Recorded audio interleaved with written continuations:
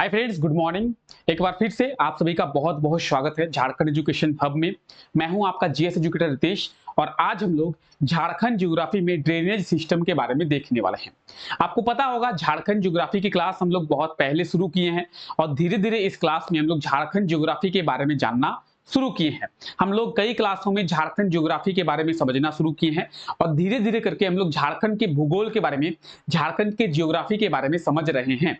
तो आज के इस क्लास में हम लोग झारखंड के ड्रेनेज सिस्टम के बारे में देखेंगे, झारखंड के अपवाह प्रणाली के बारे में देखेंगे और आज हम लोग झारखंड के नदियों के बारे में बात जो है करने वाले हैं। झारखंड के नदियों के बारे में चर्चा जो है वो करने वाले हैं।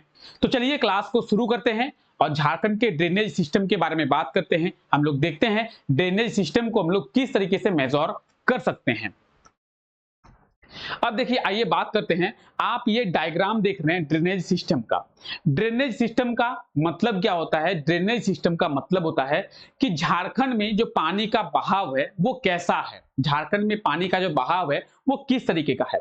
अगर हम लोग बात करेंगे झारखंड के ड्रेनेज सिस्टम की, तो झारखंड का जो ड्रेनेज सिस्टम है वो कैसा है? वो वेस्ट से लेकर ईस्ट में बहता है। बात करेंगे वेस्ट से ईस्ट की, तो आपको ये तो पता ही होगा कि झारखंड का जो क्षेत्र है, झारखंड का जो एरिया है वो पठारी एरिया है। झारखंड का क्षेत्र जो है पठारी भाग है।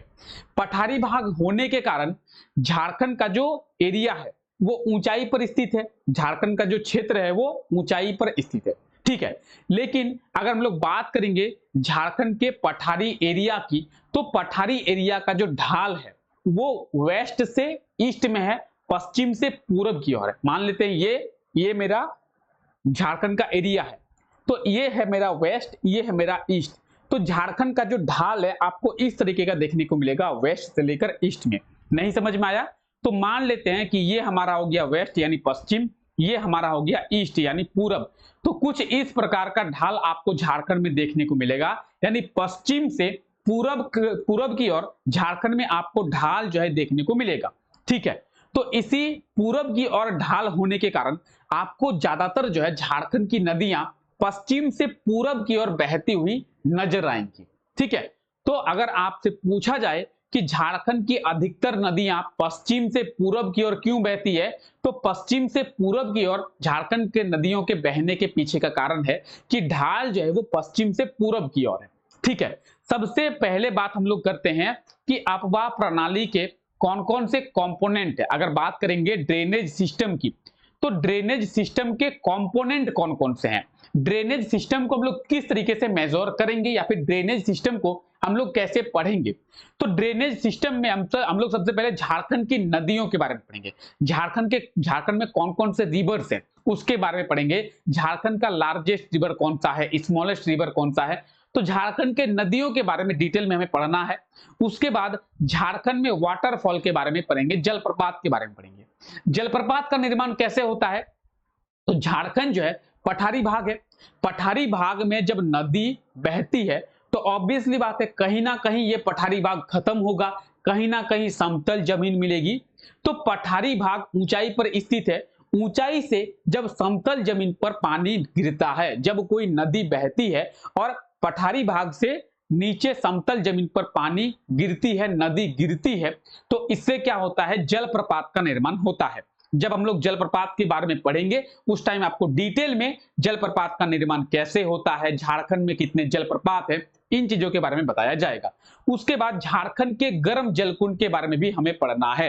गर्म जलकुंड का मतलब है कि जो एक जलकुंड होता है और वो जलकुंड जो है, जल का वो जो जल होता है वो गर्म होता है। जैसे आप लोग तालाब की बात करें, आप लोग नदियों की बात करें, आप लोग देखे होंगे किस चीज की, डोभा की, ठीक है। तो वहां पे जो पानी है वो ठंडा होता है, लेकिन जलकुंड की बात करेंगे तो जलकुंड का पानी गर्म होता है। तो जलकुंड का पानी क्यों गर्म होता है, झारखंड में कितने गर्म जलकुंड है, इसके बारे में भी हम लोग चर्चा करने वाले हैं। तो मेनली अगर हम लोग बात करेंगे ड्रेनेज सिस्टम की, ड्रेनेज सिस्टम के ये तीन ही कंपोनेंट है जिन्हें हमें देखना है, ठीक है। आइए बात करते हैं किस चीज के बारे में, झारखंड के रिवर्स के बारे में, झारखंड के नदियों के बारे में। तो झारखंड के नदियों के बारे में आज हम लोग देखने वाले हैं और आज के क्लास में हम लोग देखेंगे झारखंड के मेजर मेजर नदियां। वैसे झारखंड में नदियां तो बहुत सारी है, लेकिन सभी नदियां हमारे लिए इंपॉर्टेंट नहीं है। हमारे लिए झारखंड के मेजर मेजर जो नदियां हैं वही इंपॉर्टेंट है, क्योंकि एग्जाम में आपको क्वेश्चन जो है झारखंड के उन नदियों से ही देखने को मिलेगा। तो झारखंड के सभी नदियों के बारे में आज हम लोग बात नहीं करने वाले हैं, ठीक है। दूसरी बात हम लोग बात करेंगे झारखंड के नदियों की। तो झारखंड के 90 से 95% ऐसी नदियां हैं। कौन सी नदियां हैं? जो बरसाती नदी है। बरसाती नदी क्या होता है? आप बोलेंगे सर नदी तो हम लोग सुने हैं, लेकिन ये बरसाती नदी का मतलब क्या होता है? बरसाती नदी का मतलब ये होता है कि बरसात के दिनों में इस नदी में पानी मिलेगा देखने को, और जैसे ही बरसात पार होती है तो नदियां जो है वो सूख जाती है। तो झारखंड की 90 से 95% जो नदियां हैं वो बरसाती नदियां हैं। यानी अभी चल रहा है बरसात का महीना, तो अभी इन नदियों में आपको भरपूर पानी देखने को मिलेगा। लेकिन जैसे ही बरसात पार होती है, शीत का ठंडा का समय आता है, ठंडा के समय में ये नदियां आप देखेंगे सूख जाएगी, नदियों में आपको पानी देखने को नहीं मिलेगा। तो झारखंड की जो नदियां है वो बरसाती नदी है, और झारखंड की नदियां बरसाती नदियां होने के कारण ही यहाँ पे नाव का परिचालन नहीं हो पाता है। नाव का परिचालन क्यों नहीं होता? क्योंकि बरसाती नदी है, कभी पानी रहेगा कभी पानी नहीं रहेगा। आप देखेंगे 2 दिन वर्षा हुई, 10 दिन आपको भराभर एकदम पानी देखने को मिलेगा झारखंड की नदियों में। वर्षा नहीं हुई, झारखंड की नदियां सूख गई, तो नाव कहां चलाएं? तो इसीलिए झारखंड के नदियों में आपको नाव का परिचालन होता नहीं दिखेगा।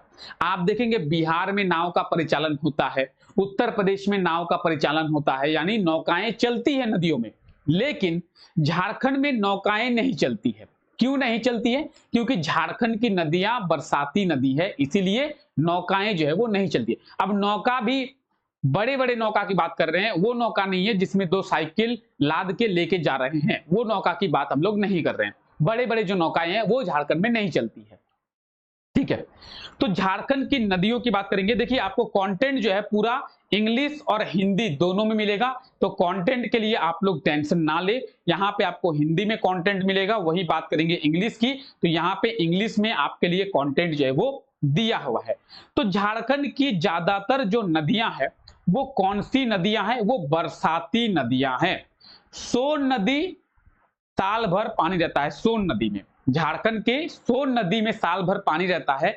एक और नदी है गंगा नदी, जो झारखंड के साहेबगंज जिले से होकर गुजरती है। हालांकि गंगा नदी हमारे लिए उतना इंपॉर्टेंट है ही नहीं। क्यों? क्योंकि झारखंड में केवल एक जिले से होकर गुजरती है, वो भी पूरे जिले से होकर नहीं, बल्कि थोड़े से भाग से होकर, साहेबगंज के थोड़े से भाग से होकर गंगा नदी गुजरती है।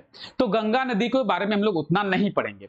बात करेंगे झारखंड की नदियों की, तो झारखंड की ज्यादातर नदियां बरसाती नदी हैं। सोन नदी जो मध्य प्रदेश के अमरकंटक की पहाड़ी से निकलती है, उस नदी में आपको साल भर पानी देखने को मिलेगा, यानी 12 महीना पानी देखने को मिलेगा।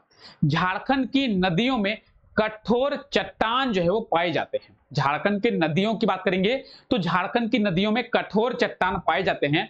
यही कारण है कि झारखंड के नदियों में नाव का परिचालन नहीं होता है। एक तो नाव का परिचालन नहीं होता है, उसका रीजन ये है कि झारखंड के नदियों में साल भर पानी ही नहीं रहता है। दूसरी चीज, अगर पानी रहता भी है तो कठोर और बड़े बड़े चट्टान पाए जाते हैं। अब चट्टान जब पाए जाते हैं तो हम लोग नाव को कैसे चलाएंगे? तो झारखंड के नदियों में कठोर चट्टान पाए जाते हैं और साल भर पानी रहता ही नहीं है, इसीलिए नदियों का परिचालन जो है वो नहीं होता है।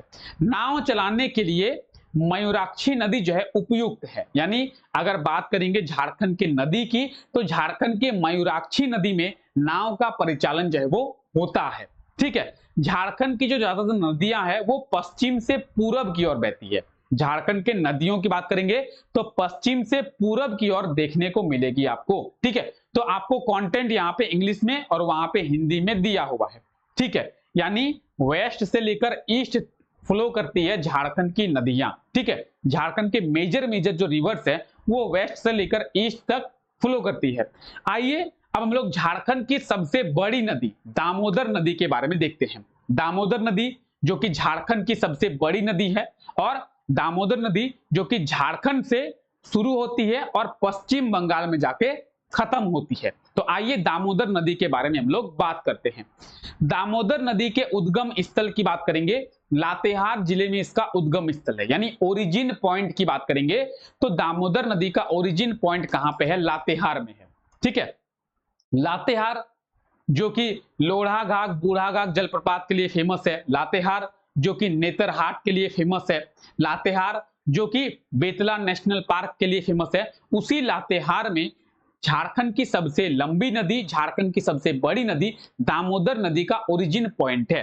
ठीक है, अगर बात करेंगे दामोदर नदी के टोटल लेंथ की, तो दामोदर नदी का टोटल लेंथ है 592 किलोमीटर। कितना है? 592 किलोमीटर।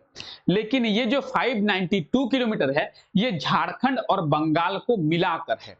झारखंड में ये 290 किलोमीटर 290 किलोमीटर ही बहती है। तो अगर हम लोग बात करें कि दामोदर नदी की टोटल लंबाई झारखंड में कितनी है, तो दामोदर नदी की टोटल लंबाई झारखंड में 290 किलोमीटर है। वहीं बात करेंगे बंगाल की, तो बंगाल में ये 302 किलोमीटर बहती है। तो दामोदर नदी की लंबाई झारखंड में 290 किलोमीटर, बंगाल में 302 किलोमीटर, टोटल लंबाई 592 किलोमीटर, 592 किलोमीटर और 290 किलोमीटर लेंथ के साथ दामोदर नदी झारखंड की सबसे लंबी नदी है, सबसे बड़ी नदी है।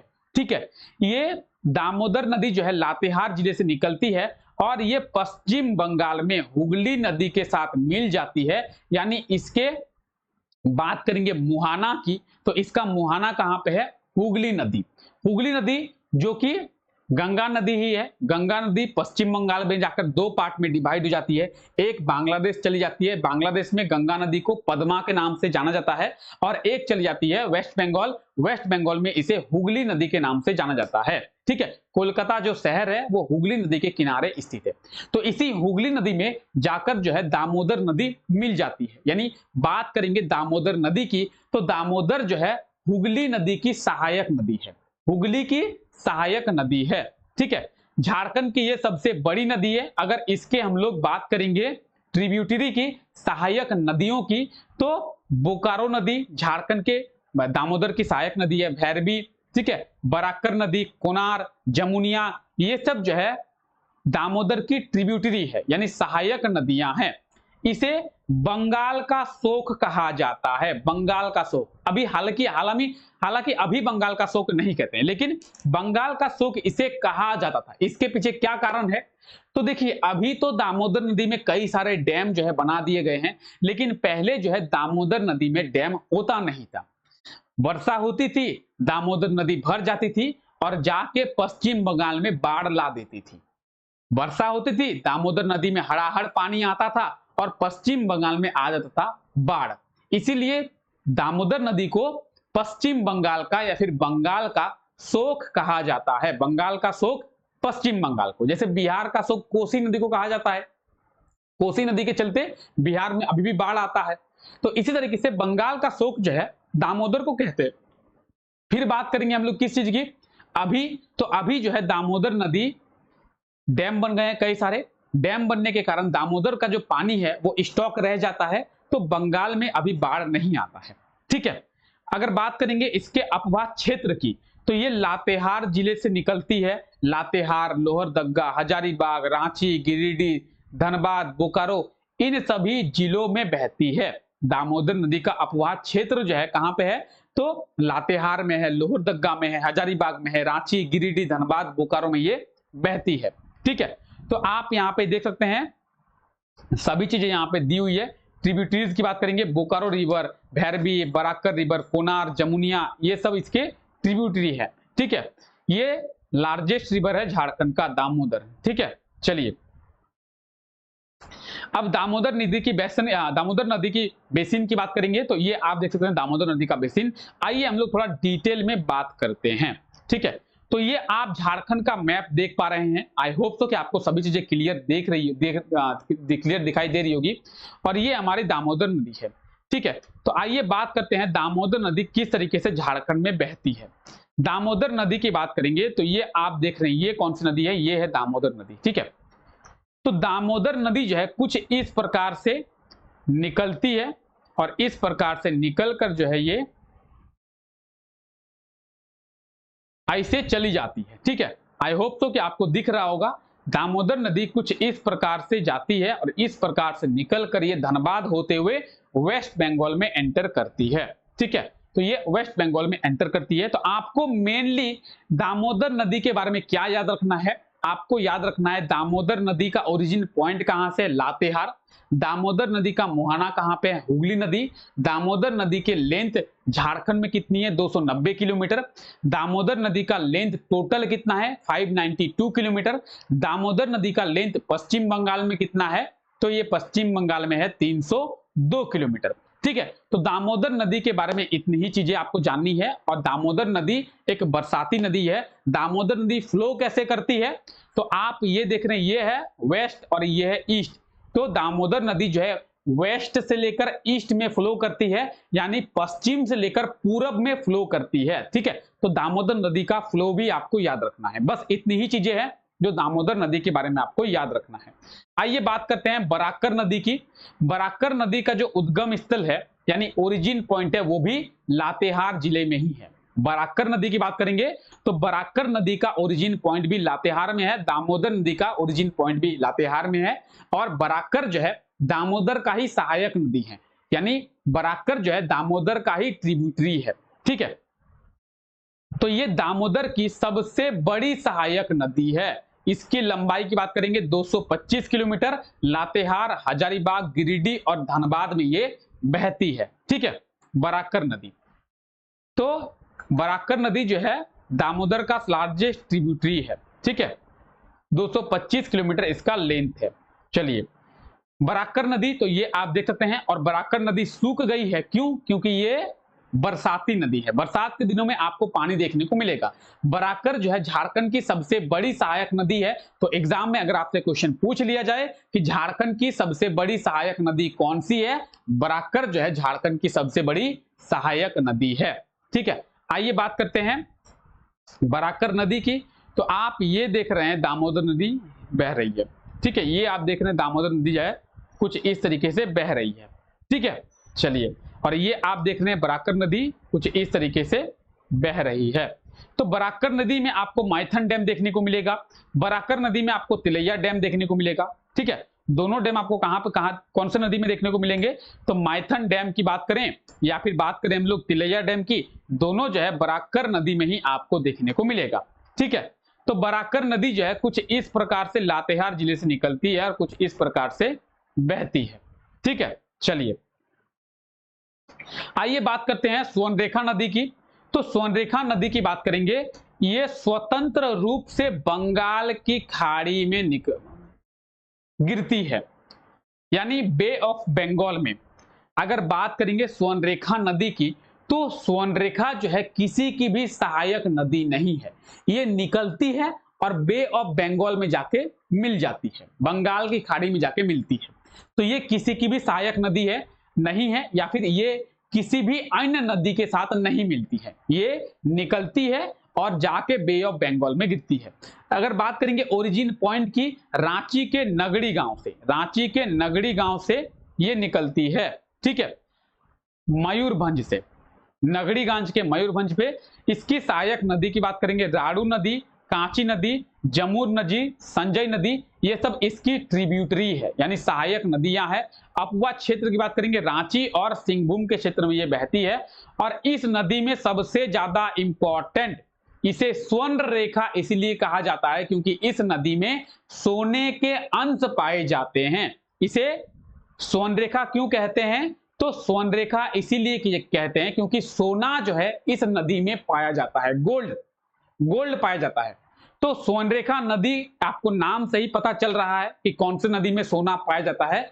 स्वर्णरेखा नदी में सोने के अंश देखने को मिले हैं, सोने के अंश पाए जाते हैं, इसीलिए स्वर्णरेखा नदी को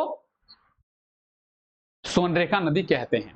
ठीक है, बाकी आप यहाँ पे देख सकते हैं सभी डिटेल्स दी हुई है। स्वर्णरेखा नदी की बात करेंगे तो ये आप देख सकते हैं, ये है स्वर्णरेखा नदी, इस प्रकार से जाती है और इस प्रकार से ये जाके बे ऑफ बंगाल में गिर जाती है। ठीक है, अब बात करेंगे ये कहां से निकलती है, रांची है, रांची से निकलती है, रांची के मयूरभंज से निकलती है और रांची से होते हुए ये कहां चली जाती है, ये सिंहभूम का क्षेत्र है। तो सिंहभूम। अगर बात करेंगे सरायकेला खरसावा, तो सरायकेला खरसावा को भी सिंहभूम ही कहते हैं। जैसे बात करेंगे हम लोग दुमका की, जामतोड़ा की, देवघर की, संथाल परगना कहते हैं। इस तरीके से सरायकेला खरसावा की बात करें, पूर्वी सिंहभूम की बात करें, पश्चिमी सिंहभूम की बात करें, इसे सिंहभूम के क्षेत्र से ही जाना जाता है, क्योंकि सरायकेला खरसावा को पश्चिमी सिंहभूम से ही अलग करके निर्माण किया गया है। तो सरायकेला खरसावा ही सिंहभूम का ही क्षेत्र है। ठीक है, तो हम लोग क्या बात कर रहे हैं, स्वर्णरेखा नदी जो है कहां पर बहती है, तो रांची से निकलती है, रांची होते हुए ये कहां चली जाती है, रांची होते हुए सिंहभूम चली जाती है, पूर्वी सिंहभूम, और पूर्वी सिंहभूम से ये निकलकर चली जाती है उड़ीसा, और उड़ीसा से होते हुए चली जाती है बे ऑफ बंगाल में।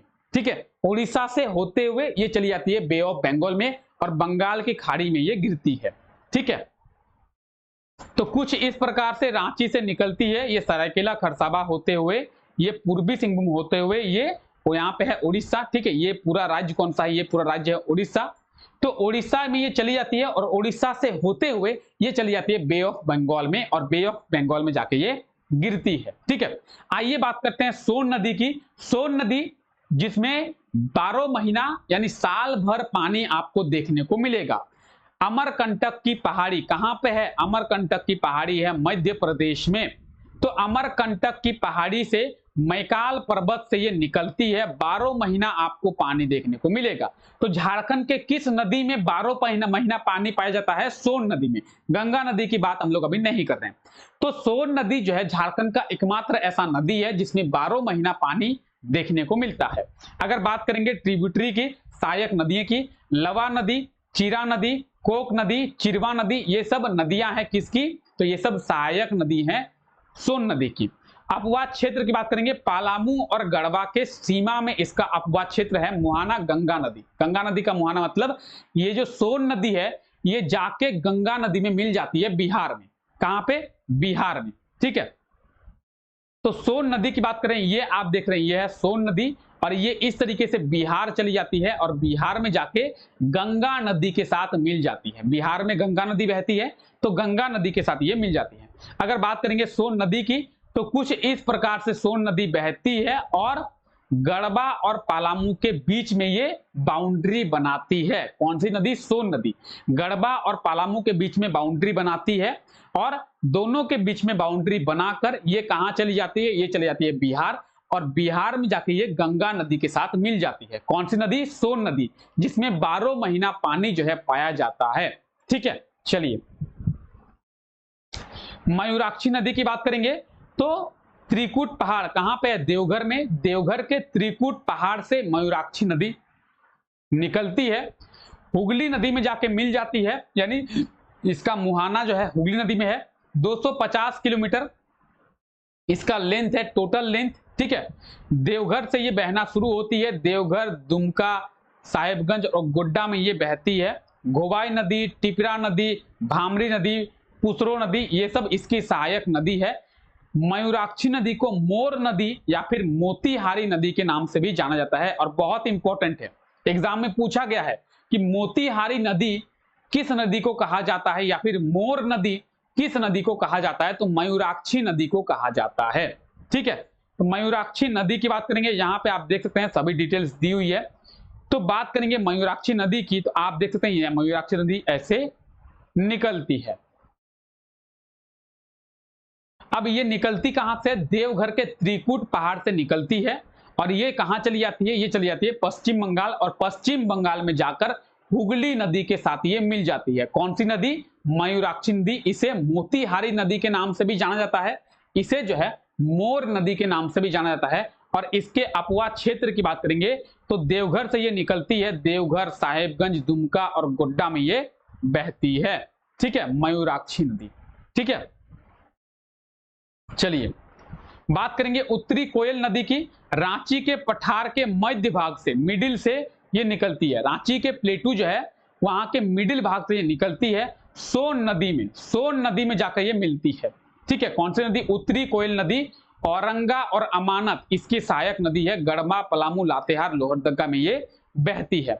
अब बात करें हम लोग किसकी, उत्तरी कोयल की। ये आप देख सकते हैं रांची के पठार से निकलती है, और रांची के पठार से निकलकर ये कौन सी नदी है, ये है सोन नदी। ये कौन सी नदी है? सोन नदी है। तो ये सोन नदी में जाकर मिल रही है। आप देखिए यह सोन नदी के साथ जाकर ये मिल जा रही है।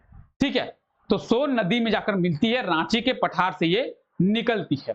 रांची के पठार से ये निकलती है और रांची के पठार से निकलकर ये मिल जाती है कहां पे जाके? सोन नदी में। ठीक है, कुछ इस प्रकार से सोन नदी में जाके मिल जाती है। अजय नदी की बात करेंगे तो आपको बस यही नदी याद रखना है, इसके बाद आपको ज्यादा नदी पढ़ना नहीं है। अजय नदी बिहार के मुंगेर जिले से ये निकलती है। भागीरथी नदी इसका मुहाना है। ठीक है, भागीरथी नदी है इसका मुहाना है। पत्थरों और जयंती इसकी सहायक नदी है। देवघर में, दुमका में और जामतोड़ा में ये बहती है। ठीक है, अजय नदी, तो ये आप देख रहे हैं अजय नदी। ठीक है, तो ये इस तरीके से बिहार चली जाती है। अजय नदी की हम लोग बात कर रहे हैं। ठीक है, तो बात करेंगे बिहार के मुंगेर से ये निकलती है। ठीक है, अब बिहार के मुंगेर जिले की बात करेंगे।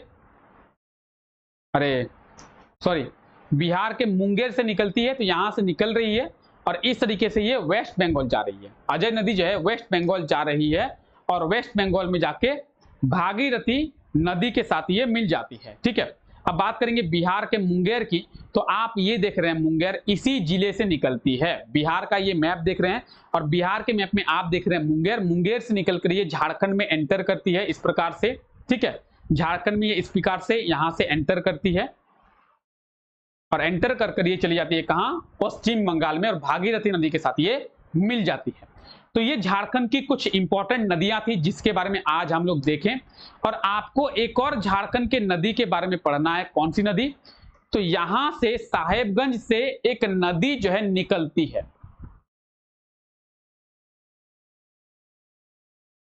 कौन सी नदी? गंगा नदी। झारखंड के केवल एक जिले से होकर निकलती है गंगा नदी। किस जिले से होकर? साहेबगंज जिले से होकर। तो गंगा नदी हमारे लिए ज्यादा इंपॉर्टेंट नहीं है, बस आपको याद रखना है कि गंगा नदी झारखंड के किस जिले से होकर गुजरती है। गंगा नदी झारखंड के साहेबगंज जिले से होकर गुजरती है। यानी गंगा नदी आपको बस साहेबगंज जिले में ही देखने को मिलेगा। साहेबगंज के कुछ क्षेत्र में गंगा नदी आपको देखने को मिलेगी। तो ये था झारखंड के नदियों का क्लास, जहां पे हम लोग झारखंड के नदियों के बारे में देखे और झारखंड की जितनी भी इंपॉर्टेंट नदियां हैं उसके बारे में देखें। हालांकि झारखंड में बहुत सारी नदियां हैं, लेकिन सभी नदियों के बारे में हमें पढ़ना नहीं है। हमें बस उसी नदी के बारे में पढ़ना है जहां पे एग्जाम में आपको क्वेश्चन देखने को मिले। ठीक है, तो इन्हीं नदियों से आपको एग्जाम में क्वेश्चन देखने को मिलेगा। इनमें भी मयूराक्षी नदी, सोन नदी, दामोदर नदी और बराकर नदी, यही 4 नदी हैं जो आपके लिए सबसे ज्यादा इंपॉर्टेंट है। कौन कौन से? मयूराक्षी, सोन, बराकर और दामोदर, यही जो 4 नदी हैं जो आपके लिए इंपॉर्टेंट है। बाकी नदियां आपके लिए उतनी इंपॉर्टेंट नहीं है, लेकिन सभी नदियों के बारे में आप लोग पढ़ लें। ठीक है, तो चलिए फिलहाल नदियों का क्लास होता है खत्म और आगे हम लोग झारखंड के वाटरफॉल के बारे में और झारखंड के गर्म जलकुंड के बारे में देखने वाले हैं कल के क्लास में। तो कल के क्लास में हम लोग झारखंड के जलप्रपात, झारखंड में कौन कौन से जलप्रपात हैं, झारखंड में जलप्रपात का निर्माण किस प्रकार से होता है और झारखंड के जो गर्म जलकुंड है उन गर्म जलकुंड के बारे में बात करेंगे। फिलहाल अभी तक के लिए यहीं तक रखते हैं। आई होप तो कि आपको सभी चीजें समझ में आ गया होगा और अगर आपको सभी चीजें समझ में आ गई है तो क्लास को लाइक करना ना भूले और चैनल पे अगर नए हैं तो चैनल को सब्सक्राइब जरूर कर दे। तो मिलते हैं आप लोगों से कल सुबह 9 बजे इसी क्लास में झारखंड के जलप्रपात और गर्म जलकुंड के साथ। तब तक के लिए आप लोगों का बहुत बहुत शुक्रिया। Take care, bye bye.